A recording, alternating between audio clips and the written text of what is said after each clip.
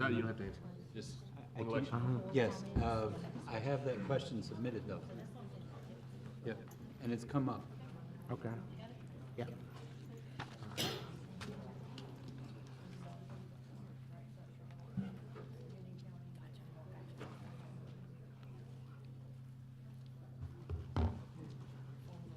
I feel so unprepared now that I found this.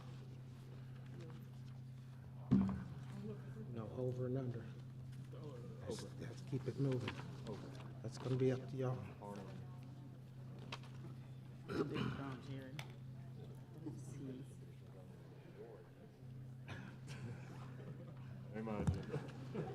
Thanks for sharing that. I've never seen a short.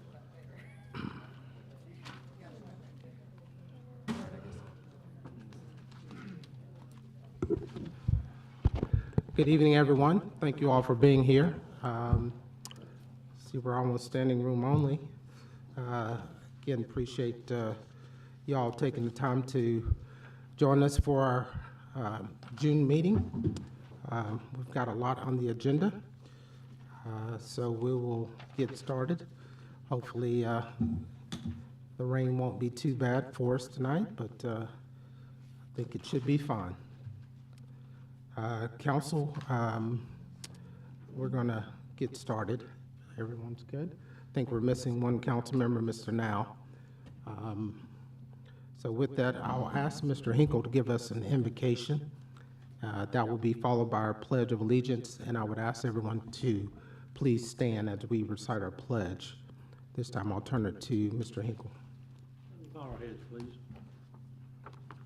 Lord, bless this gathering and everyone present. Give us wisdom and clarity that we may work together in a spirit of unity and love. May our discussions and decisions bear good fruit and honor you. In Christ's name, we pray. Amen.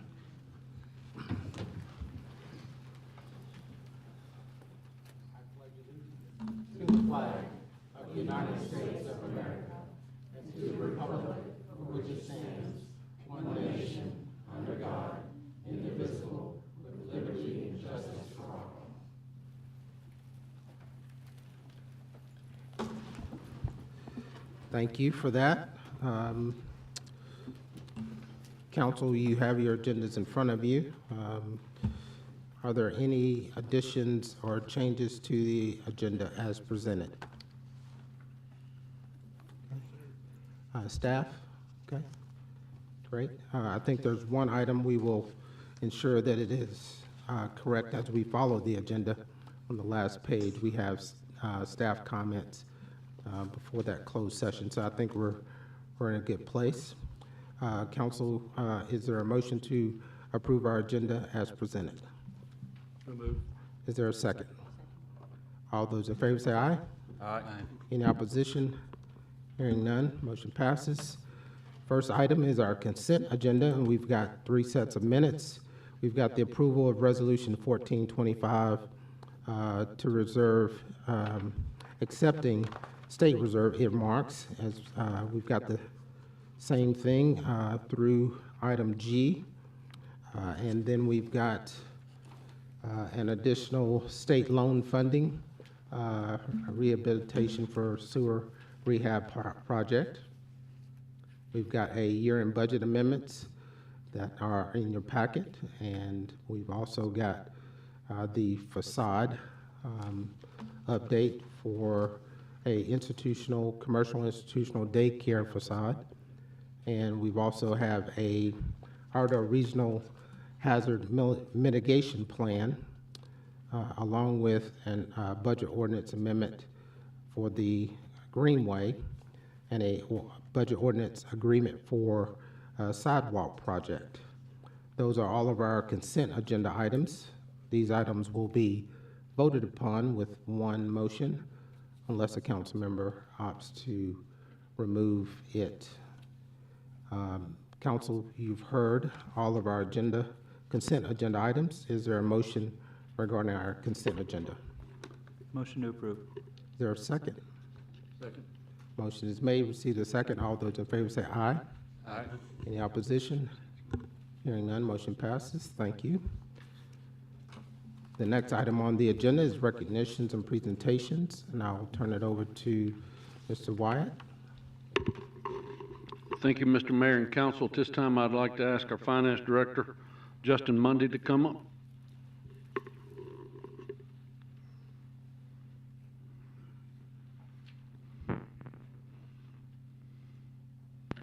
Good evening, Mayor and Council. It's my honor tonight to present our May 2025 Employee of the Month. So Cheryl, if you can come on up. We would like to congratulate and recognize Cheryl tonight as our May 2025 Employee of the Month for the town. Cheryl is our utility billing specialist. She has been with the town since March 2024. She consistently goes above and beyond in her role as a utility billing specialist, and she's made a significant impact on our team by improving our utility application process. She handles all landlords and property management companies' accounts. She's made it easy for anybody else to look up the information, find what they need, and delegate it as necessary. Her coworkers would describe Cheryl as hardworking, loyal, honest, trustworthy, easygoing, dependable, and always having a positive attitude. She's a great team player and a problem solver while also delivering excellent customer service. And I tell them all the time, I probably shouldn't, but I always tell when we have a staff meeting that Cheryl is my easiest employee to supervise. She seems to be very quiet. I've heard she's the prankster. I haven't got to see that yet. But she does a great job. She demonstrates core values of our organization and serves as an inspiration to others. We're proud to have her as on our team, and truly appreciate the hard work and commitment she brings every day. Please join us in congratulating Cheryl Morrison as our May 2025 Employee of the Month.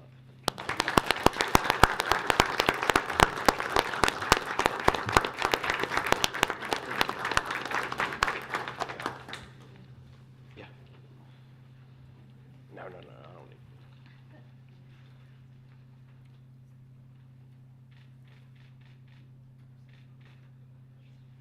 And we also have several of her coworkers tonight to celebrate with her. Cheryl, thank you for all that you do to represent our town and ensuring that our utility billing department is running smoothly. And I'm sure Mr. Mundy probably gives you a hard time, but he's a good guy. So thank you for all you do. The next item on the agenda is our old business. The first item is a ordinance, adoption of ordinance 1925. It's the ordinance to amend the 2022 wastewater capacity improvement project. That is project SRP WARP 0055, capital project amendment, and I'll turn it over to Mr. Wyatt. Thank you, Mr. Mayor. For those in attendance, we discussed at our pre-agenda meeting, this and several items coming up are in reference to funds that was awarded to us by the state of North Carolina. When a couple members of council, the mayor, had went to Raleigh requesting various funds for our infrastructure on the water and sewer system side. Even though you all have approved resolutions accepting the money, these next few items are specific to which project that we have the North Carolina DEQ to approve and are out for bid, and we're simply asking that the work be allowed to continue, and they need one final vote from you all on each of these to do so. Okay, great. Any questions for Mr. Wyatt on this project? No. Council, you've heard from Mr. Wyatt regarding the adoption of ordinance 1925. Is there a motion?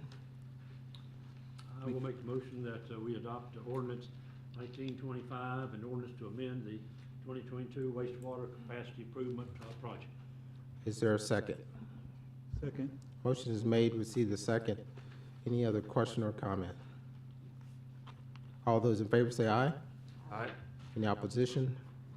Hearing none, motion passes. Thank you. The next item, again, is the adoption of Resolution 2025, titled the Town of Troutman Resolution of Tentative Awards 2022 Wastewater Capacity Improvement Projects. Mr. Wyatt? Mr. Mayor, this is just a continuation of what I just said in reference to the other matter. We're just asking to proceed. Thank you. Is there a motion regarding this resolution? I will make the motion, we adopt ordinance 0625 and ordinance to establish 2022 wastewater capacity improvement project. That is Resolution 2025. Is there a second? Motion is made, receive the second. Any other question or comment? All those in favor say aye. Aye. Any opposition? Hearing none, motion passes. Thank you. Next item is new business. First item is a annexation request. Annexation AX 2505. Non-contiguous applicant is Betty Browder. PN is 4629848585. Total acreage is plus or minus .801, located at 513 Stillwater Road. I will now open this public hearing. Turn it over to Mr. Ventresca. Thank you, Mr. Mayor. You basically stated all the facts here. This is a voluntary annexation of about 0.8 of an acre. Applicant is Betty Browder. The current zoning is Iredell County Resort Residential. The location is 513 Stillwater Road. We'll go over the zoning change that's involved with this next. This is a non-contiguous request. Currently on the property is a single-family home. The reason for this request today is they're asking for town water, and the staff does recommend approval of this annexation. Okay. Any questions for Mr. Ventresca?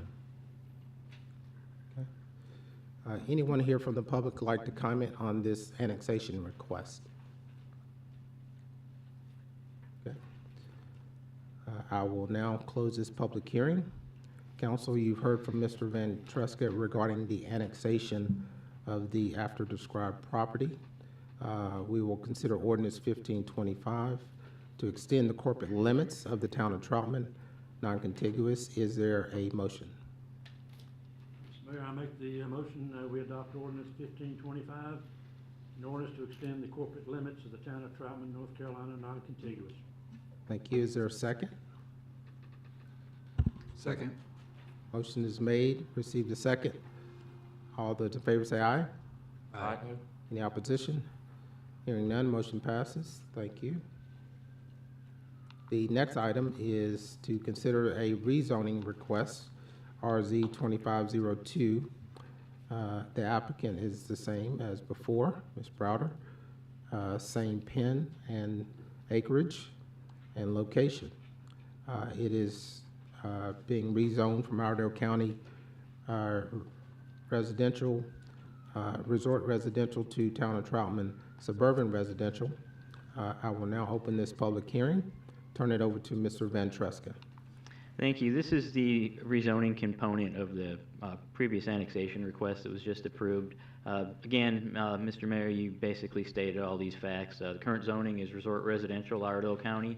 The request is to rezone the property to the town of Troutman suburban residential, or RS.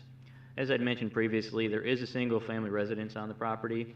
They are asking for town water, and per policy, they must ask annexation. The property size is about 0.8 of an acre. Location is on Stillwater Road. It's on the southern side here. Familiar, Lake Norman is just to the south. State Park Road is to the north a little ways, but the property in question is a property in red. A current zoning map, the properties you see in that beigeish orange color are in the town of Troutman town limits, and they're zoned suburban residential. Properties in white are the resort residential Iredell County. So you can see that this property will fit in with the properties across the street. So it is, it's consistent with what's currently zoned. Again, per policy, if somebody requests water or sewer, they must ask for annexation. This is just simply designating a Troutman zoning jurisdiction. And as I'd mentioned, the RS is the most similar to how it's currently zoned. So with that, staff does recommend approval, and Planning Board also recommended approval unanimously. Thank you. Anyone here from the public like to comment on this rezoning request?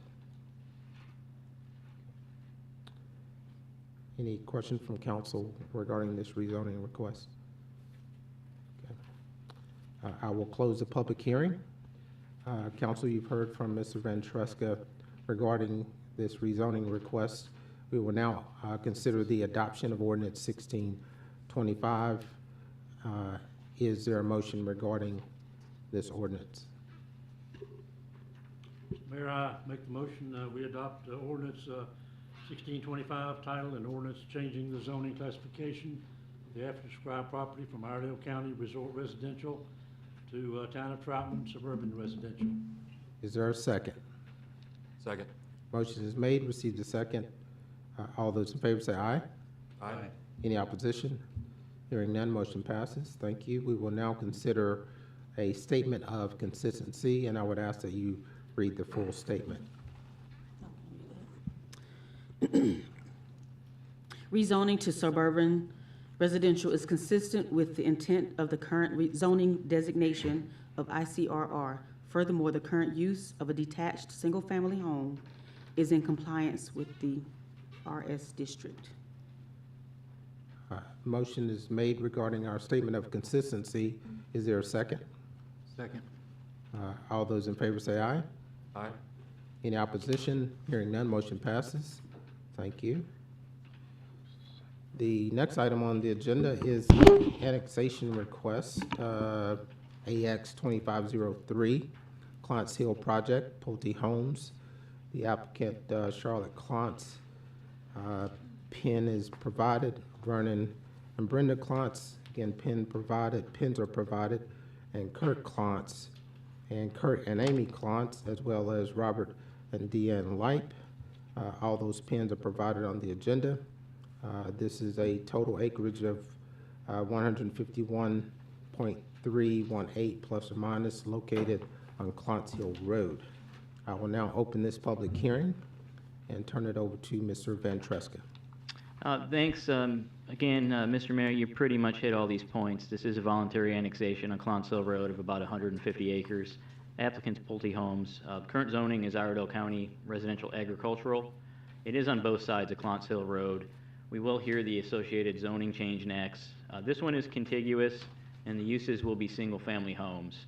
For this one, staff recommends opening up the public hearing and holding off on a decision until we hear the zoning portion of this next, and coming back to see if you want to approve this or not. All right, so we want to move on to the annexation piece first, or? I would recommend maybe opening up the public hearing and then moving forward. Okay. Want to make sure I do this right.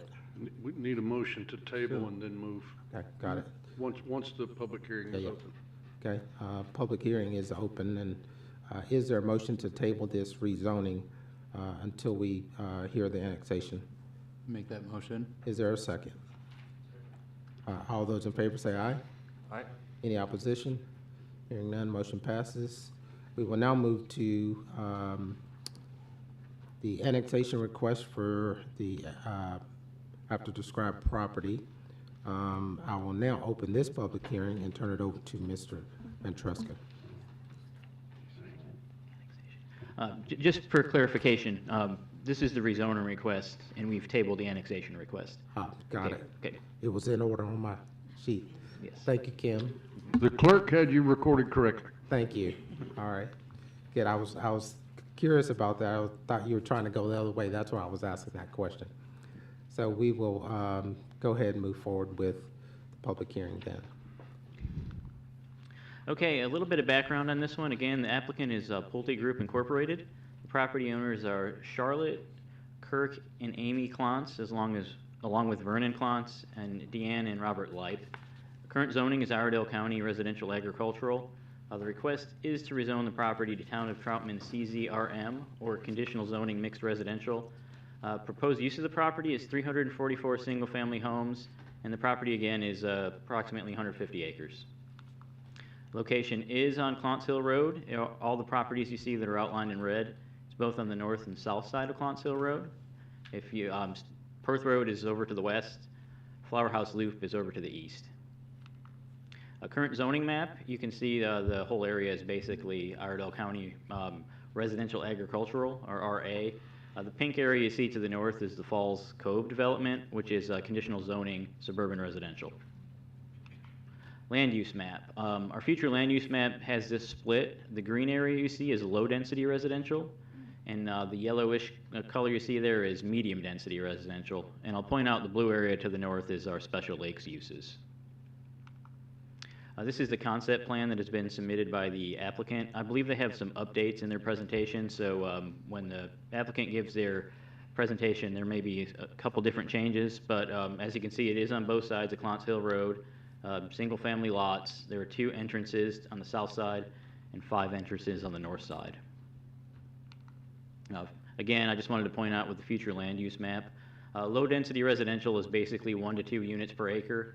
Medium-density residential is 2 to 3 units per acre. And with the number of units proposed, there's 143 units with the low-density residential portion, which is approximately 1.99 units an acre. And there's 201 units with the medium-density residential designation, and it's approximately 2.64 units an acre. Just wanted to touch base on some other zoning considerations, just comparing this to the districts that they're looking at. Again, I mentioned the densities, the 1.99 and the 2.64. The maximum density in the RM district is 12 units an acre, and as it's currently zoned, which is Iredell County RA, you're looking roughly at about 2 units an acre maximum. Open space, this proposal is proposing 47.9% open space. The max required in the RM district is 10%. This will be required to have 100-foot stream buffers, and they're looking at least a 25 perimeter buffer around the perimeter of the property with some additions. This would, the 100-foot watershed buffer would be required either way. And then stormwater on-site retention would have to happen either way as well. Proposed land use, I'd mentioned the low density and the medium density. The way these are defined is low density residential land use classification is predominantly intended for detached single-family residential dwelling units. Densities are typically less than 2 units per acre of land.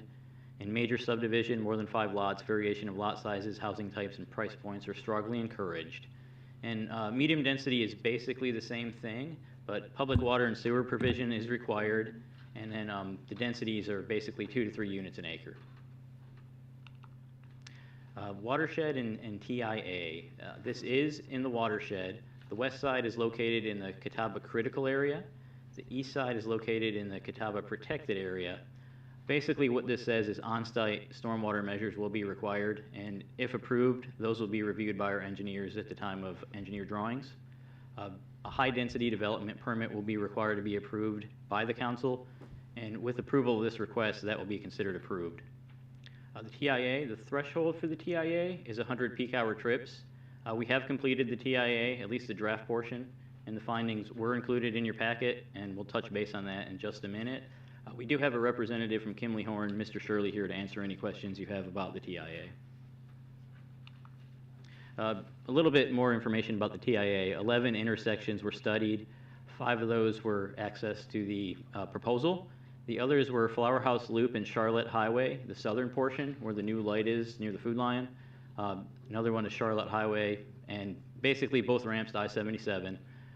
South Main Street Flower House Loop, that's the northern one where the STIP project should be starting here in a couple months. Perth Road and Clontz Hill Road, Perth Road and Fern Hill Road, and again, I'd mentioned that there's the entrances and exits to the proposed development. This here, it's tough to see. This is the map of the mitigation that was determined with the draft TIA. Since this is hard to see, I'll just kind of read through what's in the staff report. At the South Main Street Flower House Loop, Houston Road intersection, this is the northern Flower House Loop and 21 intersection. There's the extension of a northbound left turn lane along South Main Street from 450 feet to the drop lane, approximately 925 feet. south of the realigned Flower House Loop, a channelization of the proposed eastbound right turn lane along realigned Flower House Loop, and construction of a southbound right turn lane along South Main Street with 100 feet of storage.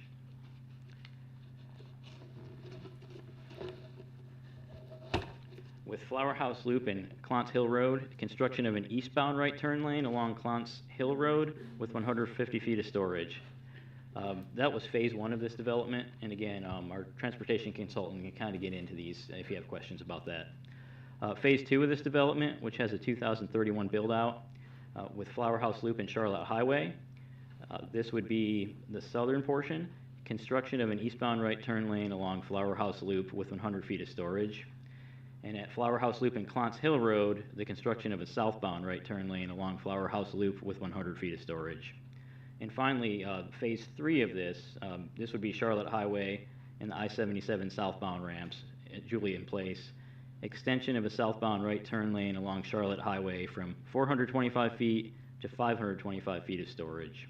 And the last thing I did want to mention with this TIA, the following subdivisions were looked at and included in the study: Calvin Creek, Falls Cove, Rocky Creek, which is now Norman Creek, the Sunbeam Development, Smith Village, the Troutman Shopping Center, which is the new Food Line area, and the Rogers property, which I think is the last conditional zoning we heard in front of the board. I did want to touch base on the wastewater treatment. There's been a lot of press about wastewater with the municipalities in Iredell County recently. This one would be sent to Mooresville for treatment. At the present time, both the Westmoreland Pump Station, which is Troutman's, and South Iredell Pump Station, which is Mooresville's, need upgrades before any permits are signed.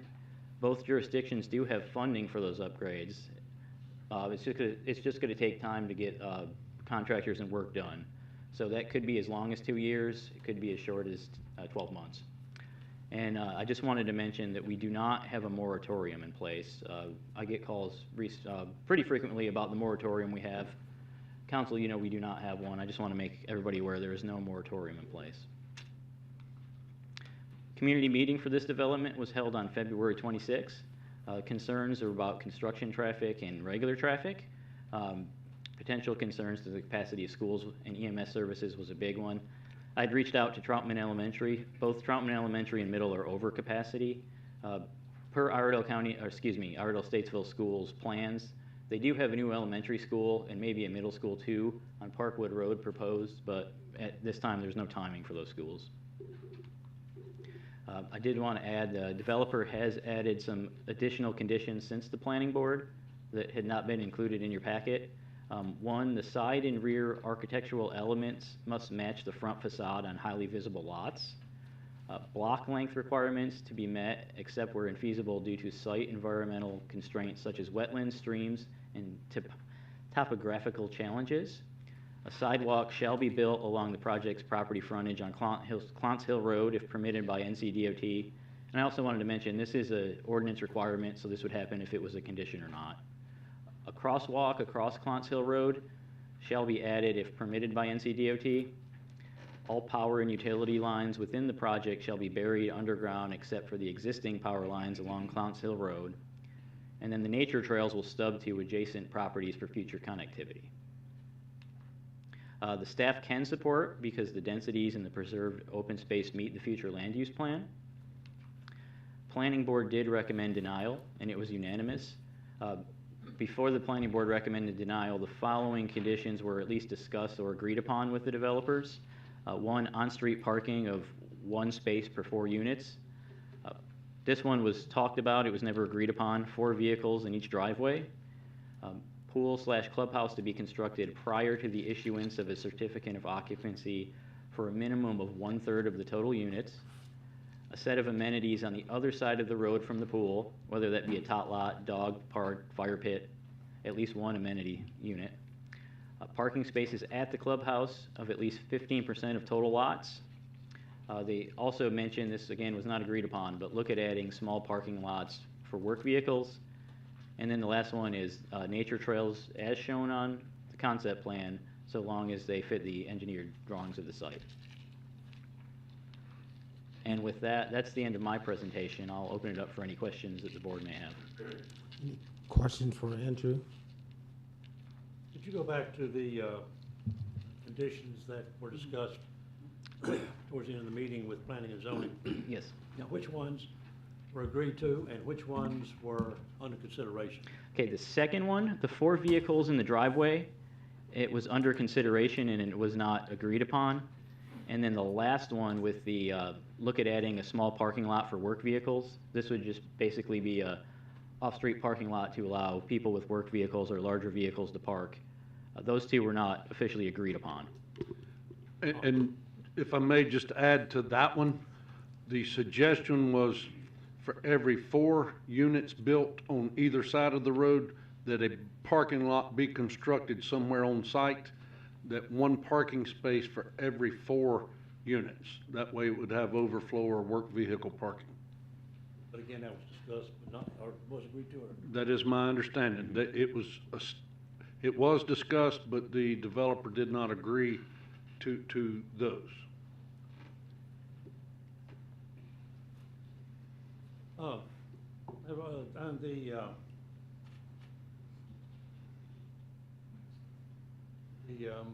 less density, the medium density, low density, the houses that are going to be, for the current future land use plan, the houses that are going to be located in the low density, will there be any more than 2 houses per acre in that area? The average density, no. So the way this is calculated is... Literally, literally, per acre, will there be more than 2 houses per acre in the low density? If you average the total acreage of the site, I know if you no. average. But will there be more than 2 units in like 1 particular acre? Yes. All of our neighborhoods approved meet that question. They build more at portions of the land than they do the other. Okay, thank you, thank you. Any other questions for Mr. Ventresca? Okay. Anything else, Mr. Ventresca? I'll just turn it over to the applicant for a presentation on their behalf. Okay, great.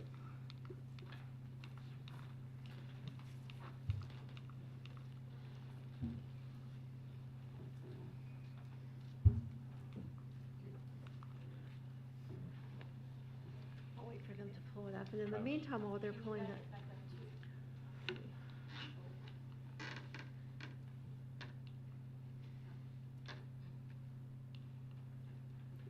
There we go. Good evening. Thank you for listening to our project tonight. I'm Cindy Reed. I'm the Land Use Council. I'm with the Urban Law Group in Cornelius. And from the development team, we have Gaines and Francis and Megan. And so we're all here to answer whatever questions that you might have. And so thank you again for having us. Again, the Pulte Group is here, as well as Seaman Whitesides, and I'm with the Urban Law Group. I'd like to tell you a little bit about the Pulte Group. It was founded in 1950, and it's been around for a long time. They built over 800,000 homes across the U.S. with 51,000 closings in 2024 alone. And so Pulte Group's mission is to build great places where people can live their dreams. And they also have a Build to Honor program. Miss Cindy, excuse Yes, me. can you hear me? Yeah, just barely. So, yeah, Okay. speak in the microphone. Thank you. Make sure that it's on. Yeah, I think Is it's it on? Yeah, yeah. Okay. It should move a little bit, so All right. we have to move it Is closer. that better? Yes. Okay. Thank you. They also have a Build to Honor program where they offer homes mortgage-free to veterans. And so I think that's important to just know that the company's been around for a long time. They're all over the country. They're very, they're a company that gives back, and they're proud of the homes that they built. And they are currently in 20 different sites across the Charlotte area. So I think as we're looking, as you're looking at developers, they're just an outstanding developer. And this is our timeline. I'm sure you're aware of it, that we've had a community meeting, we went to planning board, and then we're before you tonight. This is the site location. Andrew already went over that. It's on the north and south side of Collins Hill Road. The project information is that it's 8 parcels. The current zoning is RA, and the proposed zoning, like Andrew said, is RMCZ. It's 148 acres. 344 single-family lots with 67 40-foot lots and 277 50-foot lots. There will be an amenity center with a pool and 71 acres of open space, and that's a lot of open space. And I looked at a number of other projects that have been approved in Troutman, and I didn't see one that had that much open space. And there will also be walking trails throughout the community. So as you're looking at whether or not a property should be rezoned, you need to see if the rezoning that's being proposed is consistent with your land use plan. And your land use plan, as you all know, is what the community, as what the town has said, this is how we want to grow and this is what we want our growth to look like. And is it consistent with that? And so the 2035 land use plan shows low density in the area that Pulte has proposed low density, and it shows medium density in the area that Pulte has proposed medium density. And so the low density, 2 dwelling units per acre is allowed in low density, and we're proposing 1.99. And the medium density, 2 to 3 dwelling units per acre are allowed, and we're proposing 2.63 dwelling units per acre. So we are exactly in line with the future land use plan for this area. You also need to ask some other questions when you're considering a zoning change, and one of those, again, is whether it's consistent with your land use plan, and it clearly is. And whether it's consistent with other adopted plans. It's consistent with the bike and ped plan, I wanted to point out, because it's increasing the number of sidewalk miles by adding miles to Clance Hill Road. And we're also working with NCDOT to provide a pedestrian crossing. We've already contacted NCDOT about that. We have the email from NCDOT if anyone would like to take a look at that. You also look at compatibility between the zoning we're requesting and the zoning in the surrounding area. And so medium density is compatible with the zoning to the north, which is Falls Cove, and the low density is compatible with the lower density zoning RA to the south, which is Rocky Creek Cove. So the density we're proposing is compatible with the surrounding density. And then you also ask whether this zoning district benefits the surrounding neighbors, general public, or small area.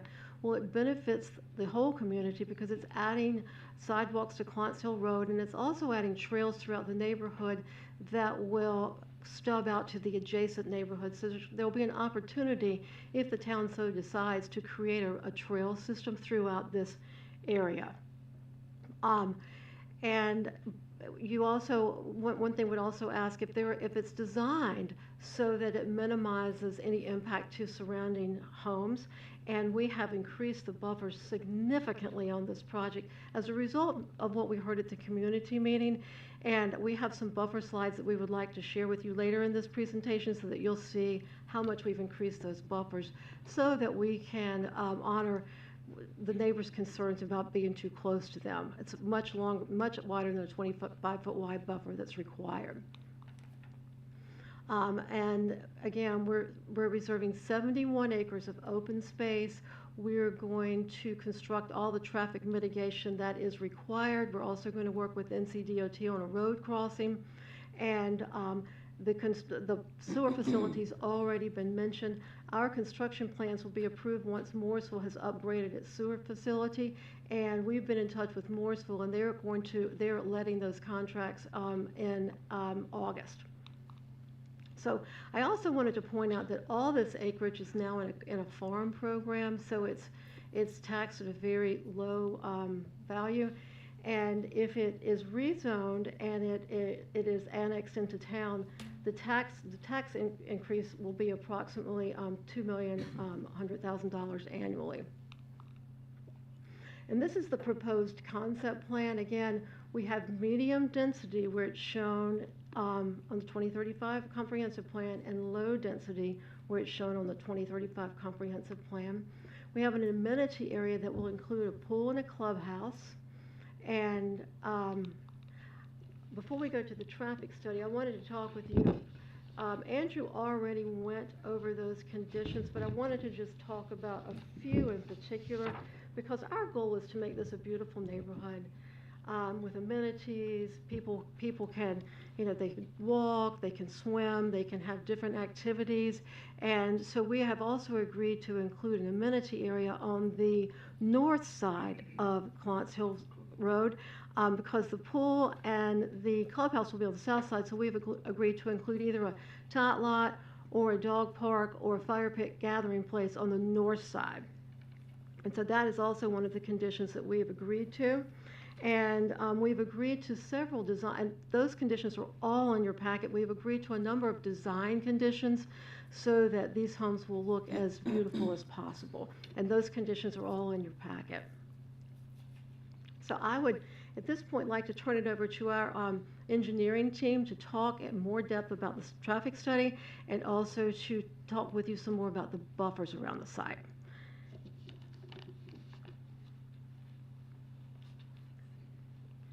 Good evening, everyone.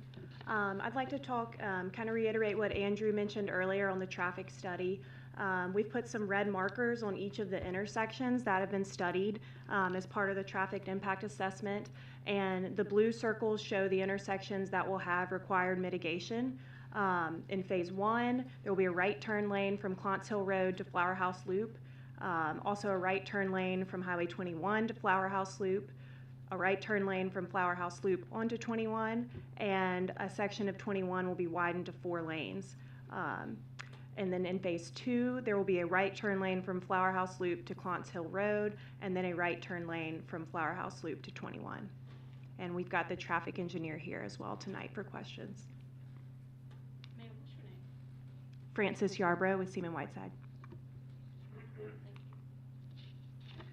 All right, now we'd like to discuss how we have adjusted our plan based on community feedback from the community meeting. We have increased the buffer size in this area. Again, we've got 25 feet required, but we are providing a 100-foot buffer in this area. We have also increased the buffers along Clance Hill Road on each side of the road to provide 50 feet buffers with berms on each side of the road. We have also added soft surface trails on the northern portion and the southern portion, as well as providing stubs to the adjacent properties. We have also discussed with DOT the potential to add crosswalks, and the developer is willing to do that pending DOT approval. And we are also showing sidewalks along both sides of the property frontage on Clance Hill Road. Lastly, we have added an entrance road buffer. We have increased this entrance road here to 64 feet, and we have reduced the lot depths here and increased buffer widths in this section as well. The overall lot count has been reduced by 10 homes from the original plan, and we've reduced the number of 40-foot lots by 15. We'd like to show a little bit more detail on some of these enhanced buffers. If you'll look here, this is showing a section right here, and what you can see is this is the existing home. We've got about 75 feet from the home to the adjacent property line. Then we would have some shrubs that are kind of sitting up on a shelf here with a potential wall, and then you would have some trees and additional buffer plantings before the next property line, and then an additional 20-foot setback before the next home. So that would provide about 130-foot minimum between the homes here. This next section here is about in this location. Again, the existing home location here. This is about 75 feet from that home to the adjacent property line here. Again, there would be shrubs and trees planted in this buffer that is 85 feet in this location, and then a 20-foot setback before this home, which provides about 185 feet between the homes in this location. And then this cross-section here, buffer C, again, we've got the approximate existing home location with about 20 feet to the adjacent property line. And this location, we've got a 64-foot buffer before you'd have the public right-of-way and then the new road in this section. And then the enhanced berms along Clance Hill Road here. These would be on both sides of the roadway. Within the utility easement, we would put a sidewalk, and then we would have a section here with a berm. It would be 10 feet across the top for a total of a 50-foot easement width here that would provide some nice buffering on each side of Clance Hill Road.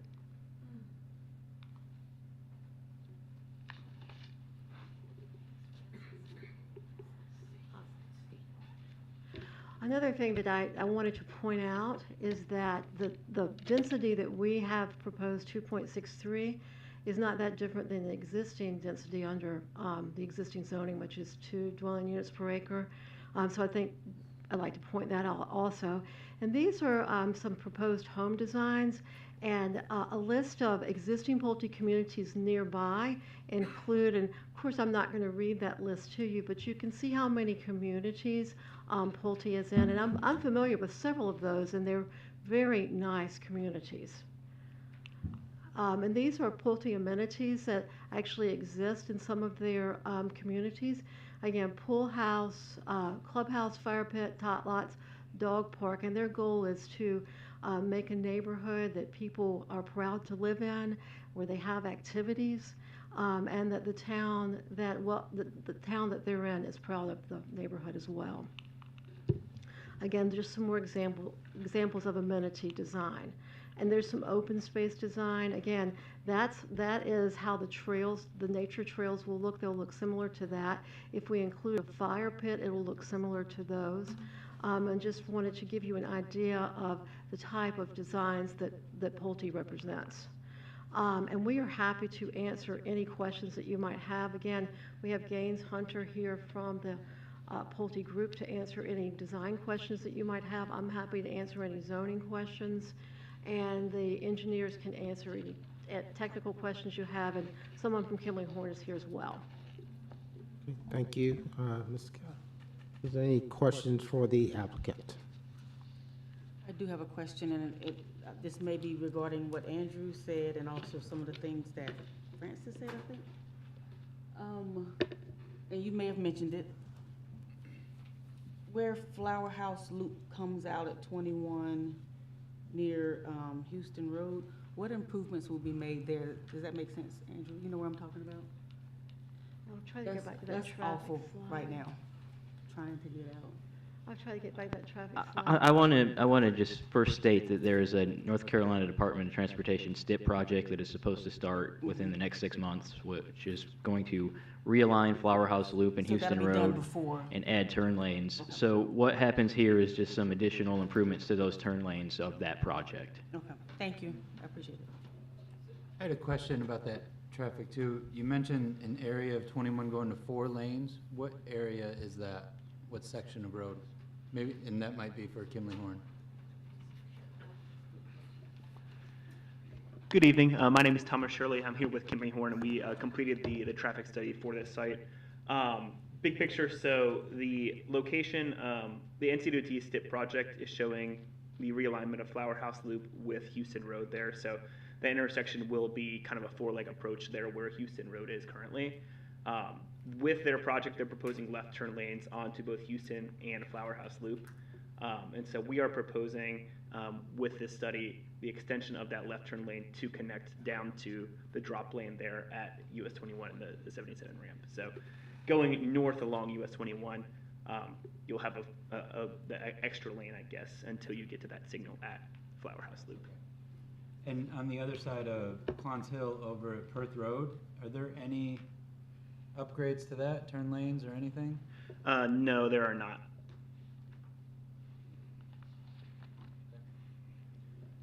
And a question for the builder. I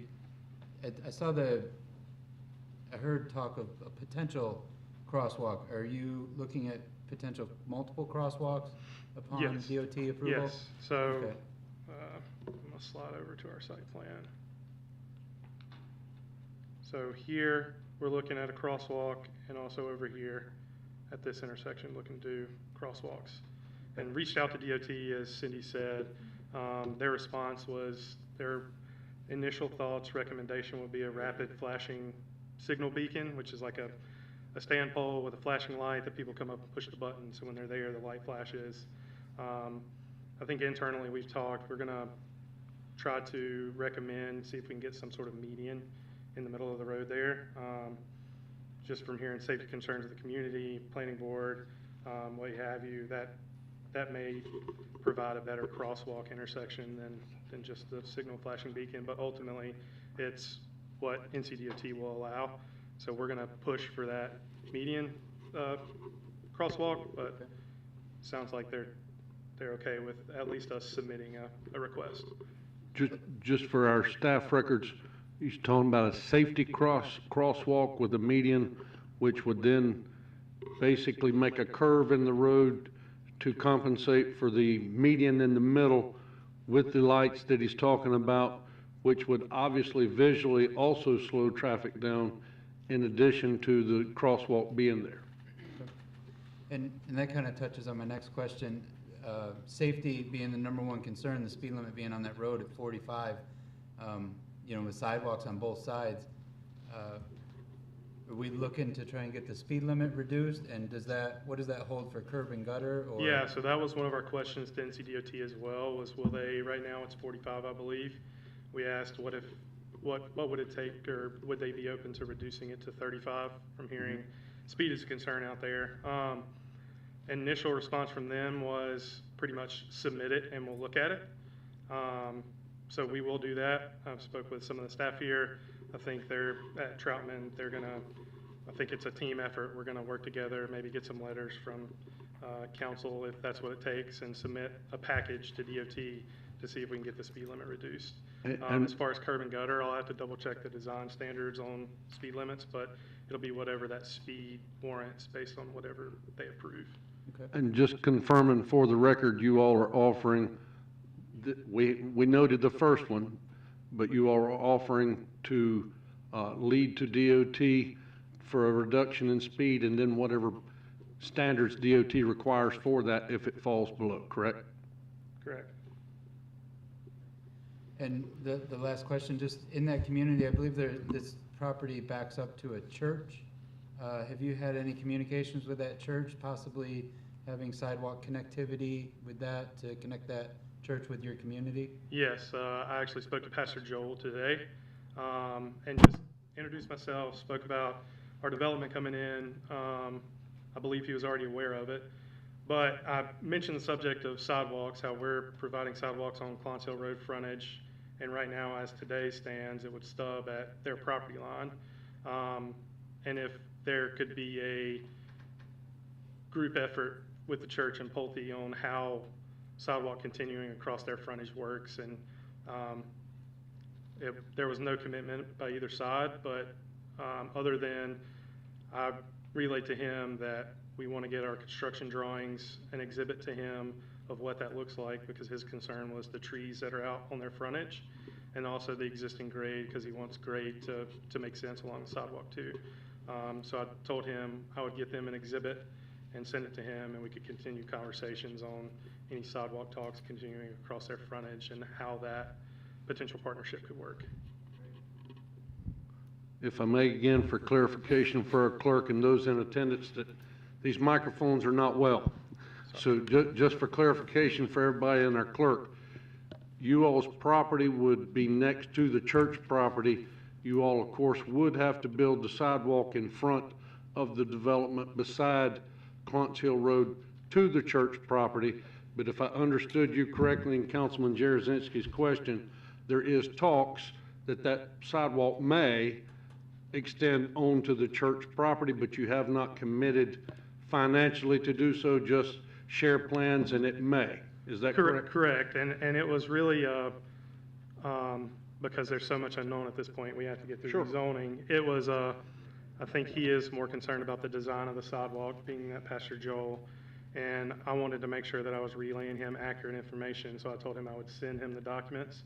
That's why he wouldn't commit to anything, and I wouldn't commit to anything. So there's a commitment to continuing talks with them, and if they're open to it, we are more than open to it. Thank you. I just wanted to clarify so everybody could hear, and our clerk has it recorded correctly. Awesome.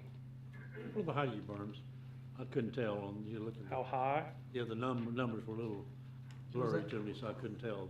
If we could go to one of the slides that showed Yeah, that's probably better. Yeah. 5 feet? I, 5 feet? They're 5 feet high. Okay. Well, And Raise it up. And that's to the bottom of it. there you go. Yeah, so 5-foot minimum height, the vegetation on top of that, a 10-foot flat. correct. Clarification, and just piggybacking on to what our town manager said, you, I don't want to officially state it, from you, you do agree to what was at the Planning and Zoning Board, what you agree with planning and zoning you would do, and consider the others. Yes, Is that still the case? And, what's under consideration, you are still seriously considering? yes, sir. And what you agreed to is still agreed to? Yes, sir. if I may, I think this would be a good opportunity for their representative to state on record what that is. For some of those that's in attendance tonight, I don't know that they know some of those planning and zoning conditions, but I do think it would be good to put it in the record what they are agreeing to do, so that everybody in the room and you all can hear tonight what all those list of items are. Okay. Can I ask you a question before?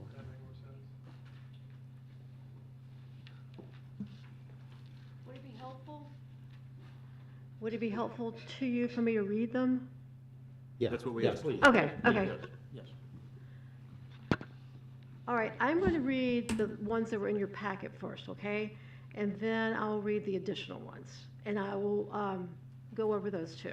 So what was in your packet that we agreed to at Planning Board was that all homes shall have driveways providing parking for a minimum of 2 vehicles. We agreed to that at the Planning Board, and we agreed to look into parking for 4 vehicles. But that's not going to work, because what happens with 4 vehicles, because you've got a 2-car garage, then you've got 2 cars in the driveway, you're just going to have too much concrete in front of the house, and so Ma'am, it's I not. think the point was for you to read into the record Oh. what you have agreed to. Okay, thank you. Sure. Okay, all homes shall have driveways providing parking for a minimum of 2 vehicles. All single-family homes and townhomes shall have 2-car garages. Exterior materials shall be durable and residential in character. Exterior wall materials shall be wood siding, wood shingles, brick, stone, stucco, fiber cement, siding, or similar materials. Vinyl shall only be used on trim and soffit. All homes shall have a crawl space or raised slab. A home on a slab shall have a minimum 4-course exposed brick masonry veneer skirt of standard brick size, stone, pargene, I'm not sure what that word is, or other similar materials extending up the face of the slab on all sides. Accessory structures shall be similar in appearance and color to the principal structure.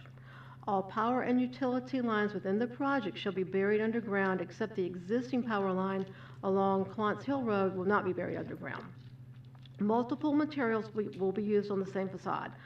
All homes will be a maximum 2-story primary building height, non-finished attic and finished attic living area allowable above 2 stories within the roof structure. A walkout basement is also allowed, which will not count towards the 2 stories.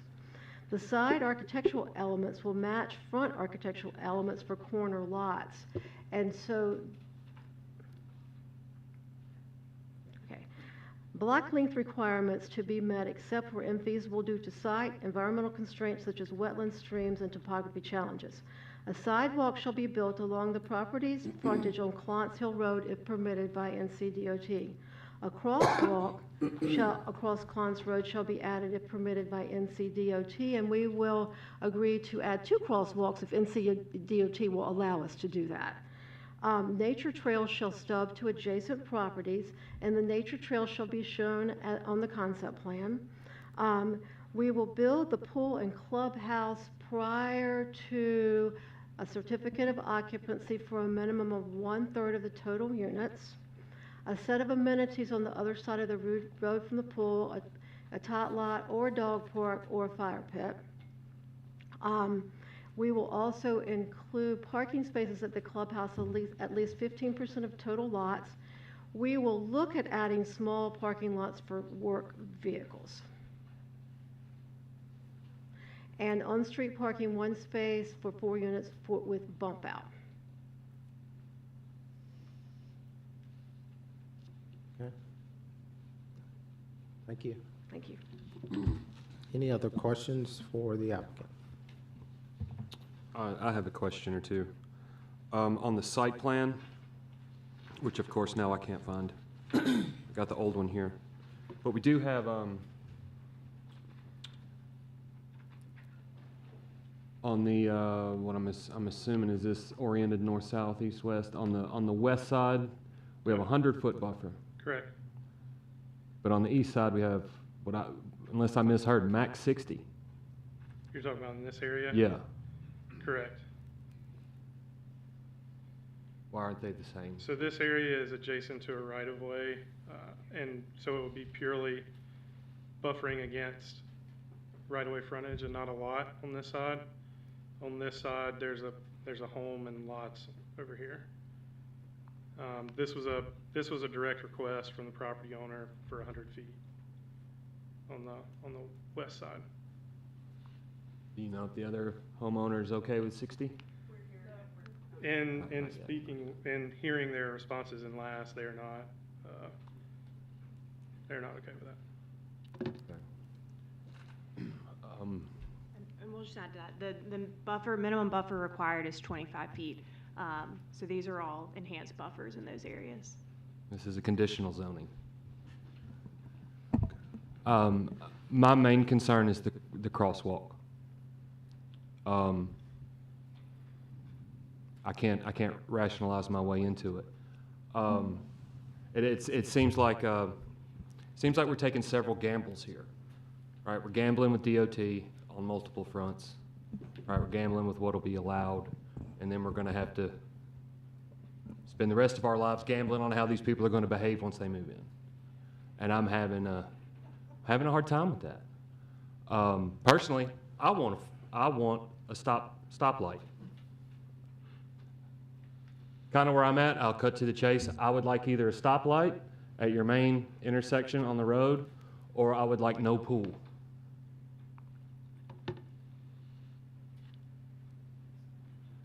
I don't want to drag it out. That's where I'm at. Understood. I don't know that we have the authority to give a stoplight. Again, as Right. DOT. That's why I kept thinking. Yeah, That's why I didn't stop yeah, thinking there. As far as no pool or clubhouse,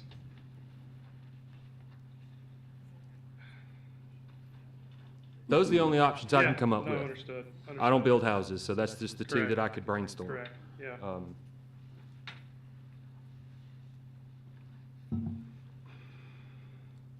So what you're considering right now, or you're going to apply to DOT with, Department of Transportation, is 2 crosswalks, possibly flashing lights, Whatever, yes, sir. to get the attention, obviously crosswalks, Yes, painted sir. the road, so forth.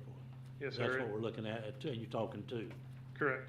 One at either intersection where there are roads directly crossing each other. And the flashing signal was just a comment from NCDOT when he responded back. That was his, professional opinion of what they would recommend there.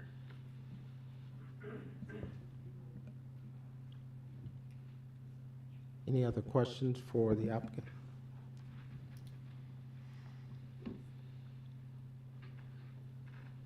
I just wanted to clarify, a while ago, I asked a question that, our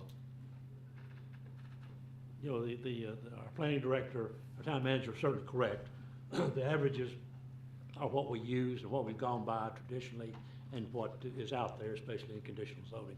So I was not questioning that, it was just a personal look because, it's also among other things that is a big contention with some people, are the density of homes. And, I know I was at the P&Z, I was sitting out in the audience, and one person brought up a good point that caught my hearing, shall I say. The 70-plus acres open space is great, but that leaves roughly 84 acres for 345 homes. So, when you look at it that way, that 70 acres are great, 345 or Correct. 84 acres. So again, that was just my way of just for myself getting some information, and I didn't mean to imply anything else. But is there anything in that regard that you can help out with, whether it's a reduction of homes, or, in the lower density area of our current land use plan, that you can get that maybe down a little bit. I'm asking. Correct, yeah. I mean, this is our proposal as it sits today. We did commit to looking at satellite parking lots, is what I would call it, parking lots throughout. So wherever, if we're able to do those and wherever those get placed, that would reduce the number of lots. I don't know if there's a certain number that density you're looking for, or if there's a preference on that. It's one of those things that when I hear it, I'll know it, Got it. so to got speak, it, Got it. I know that's an all, definite maybe type Understood. thing, answer, but, that's the best answer I can give you, and be honest with you. Got it. And transparent. Understood. Do you have an average lot size calculated? Average lot size, so there are two lots here, two lot sizes, 40 and 50, so 277 of them being 50 feet, and I think, what was it, 67 being 40 feet, it's That's gonna the be frontage, somewhere right? on the, do what? That's the frontage. That is the width, correct. Yeah, Yep. the lot size. Oh, average lot size. That I'm not The sure. numbers get a little puny Yeah, on our correct, printouts. yeah, no, so- I follow what you're saying, Yeah, no, yeah. I misunderstood, I'm sorry. No, that ain't Doing you. quick They're math. always this way. Yeah, so, we're doing quick math. Yeah.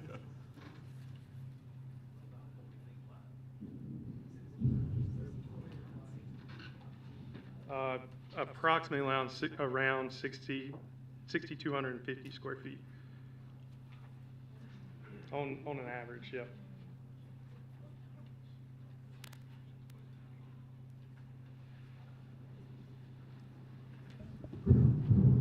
Any other questions for the applicant? Mr. Mayor, Yes. I've got two suggestions. One, as everybody can hear, we have a storm brewing. I would like to take a brief recess for those in attendance to check on their vehicles' personal belongings. But speaking with our town attorney, we need to have a brief recess for the town attorney to have a discussion, please. Great, thank you.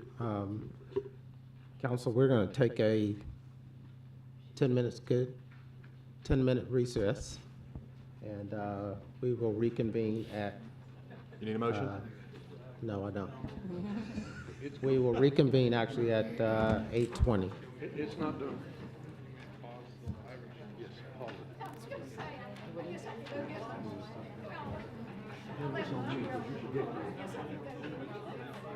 Yeah. No, this is good. Maybe ought to be, Yeah. Later, like, Yeah, I figured it was coming. Everybody, council, during this break, if you need to go out, fine, but the council, the town attorney, I, the police chief, the clerk, we will go to a back room. You all do not have to leave the room, okay?